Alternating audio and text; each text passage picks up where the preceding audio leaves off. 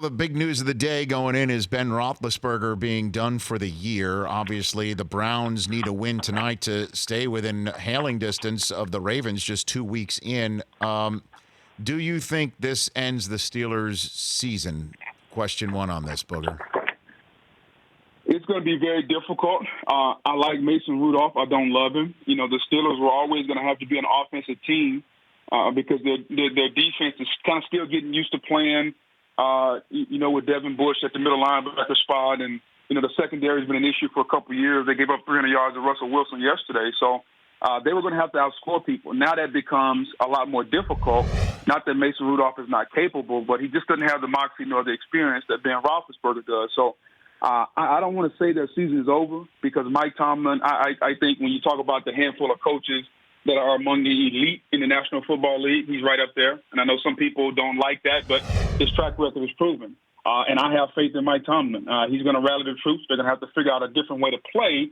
But it's going to be very difficult for them to compete with the likes of Kansas City in New England now that their Super Bowl winning quarterback is no longer available. Well, I'm with you, too, on Tomlin. The number of people that think that he should eat it based on the fact that Brown and Bell are not there anymore, that he didn't make it all work. And I'm like, there was an iceberg. We only saw the tip of it.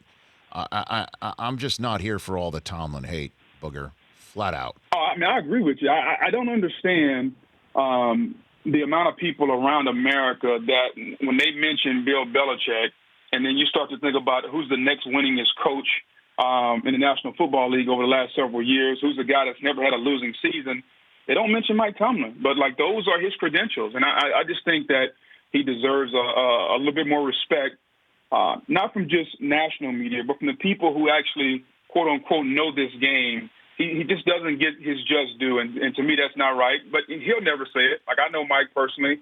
He was on our staff in Tampa, and I watched him go from position coach to defensive coordinator to now one of the longest tenured head coaches in the National Football League, and everything he's gotten he's earned because of what he's done on the football field. And so I just don't get that narrative around the country. Well, the first hour after Big Ben's retirement and the first blush narrative, not retirement, injury, and first blush narrative was involving retirement about Big Ben, that this could be it. Knowing him as you do or covering him as you have and knowing what people think of Big Ben as well, do you think that he is this could be it? He's having Tommy John surgery, it appears here, Booger.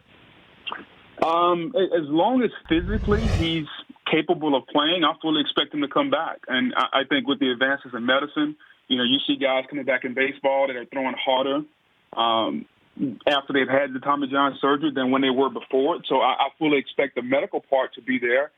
Ben Roethlisberger is a competitor. Regardless of what he says and the attention that he tries to get, he's always a guy that's shown up and played. And I think that as long as the medical piece checks out, I fully expect him to be back next year. Now, that doesn't mean that you're not going to get the dog and pony show because Ben likes attention now. Ben loves his attention. So he may say a comment and get people to thinking he's going to retire. But I think come next July, Ben Roethlisberger will be in Latrobe and he'll be in Steelers camp. For more of The Rich Eisen Show, tune to Audience Channel 239 on DirecTV for free on BR Live or download the Rich Eisen Show app.